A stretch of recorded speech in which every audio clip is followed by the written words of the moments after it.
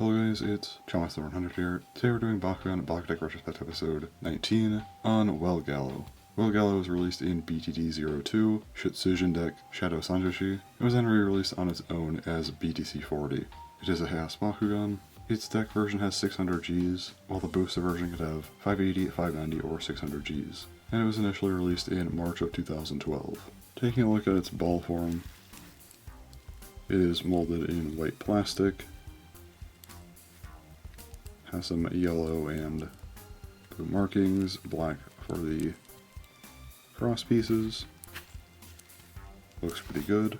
Opening it up, opens up like that, and does have some fairly complicated manual parts. So the back legs here are to be folded out. These parts swivel out and then these go down like that, so basically there are 3 steps to actually getting these out, and this back cross piece on mine does not like to stay in place very well, but it's whatever. Now taking a look at its open form here, looks pretty nice.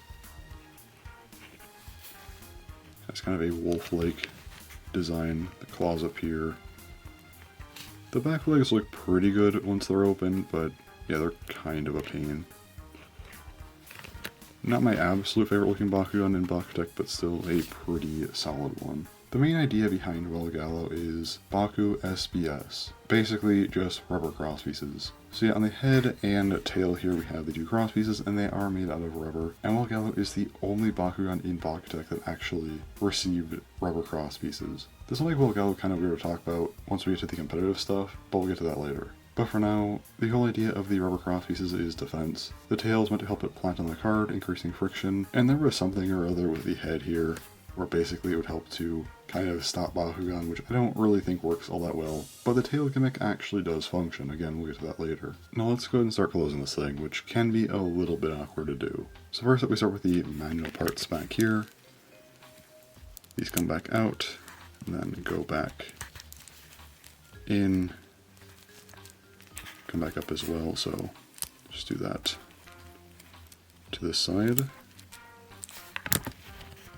So those are now closed. Next up, I take the head, put that down, and then these parts here, you kind of have to fold them in and then these at the same time, which can be a little bit awkward, but yeah, it will eventually close. You might have to hold these in place a little bit though, and do the same to the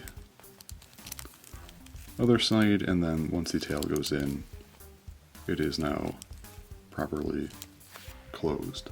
Looking at the anime and manga, Well Galow was owned by Jinza. Jinza was a member of the Shadow Sanjoshi, which was sort of like a rival group to the main group, and they were at least decently relevant throughout BakuTech, so this is a fairly noteworthy Bakugan. Now let's talk about the variants. The only confirmed variant for Well Galow is the gunmetal version from BTA08, the Super 5 set, and it has 610 Gs. Now there is supposedly one other variant, which is the gold version. Just looking at it, I believe this is probably a custom paint job, if not a recast. Just something fan-made in general. But just in case it is some weird, obscure release, I figured I should count it. And because this is the only picture I could find of it, I wasn't able to find an exact G-power. And finally, moving on to competitive, Well Galow is a bit of a weird Bakugan because as is, it's actually better when used with metal cross pieces. You might have noticed not showing the ball form, but the way the cross pieces are attached kind of makes a ring, which helps it to roll straight. Only having 2 cross parts though means that this thing isn't great, but with that ring there, it does make it slightly above the other Bakugan with just 2 cross pieces, so it's fine. By the time this thing came out, it was already kind of outclassed. There were plenty of other Bakugan with 4 convert pieces, and there was also something like Giganarada which only had 2 as well, but Giganarada is a lot better with its gravity ring, so Well Galow was kind of just decent, and over time falls off a bit, but is certainly usable, and by my own metrics ranks around a low C tier. That said, the rubber cross pieces are an entirely different discussion. Like I said earlier, when touching the card, these actually do work. They add friction on the card. Something like Shield Leonis, for example, which we'll get to in a later episode, does have 3 cross parts touching the card, so that'd be a great use case for rubber cross pieces. These manage to stay relevant throughout all of BakuTech. Yes, they do fall off a bit in BakuTech Gachi, but that's mainly because we only have one 36mm Bakugan that actually use cross pieces, While they are still very useful, and certainly like A tier when used in the right setups, which does make Well Galow very useful as it is the only Bakugan with them. So yeah, Well Galow is a weird case because the Bakugan itself isn't good, but the utility you get out of it is great. But anyway, I think that's everything I have to say about Well Galow. It's a weird Bakugan, but still definitely an important one with those overcross pieces. Anyway, next episode will be on Acro Gizzard, so until then, thanks for watching, and bye-bye.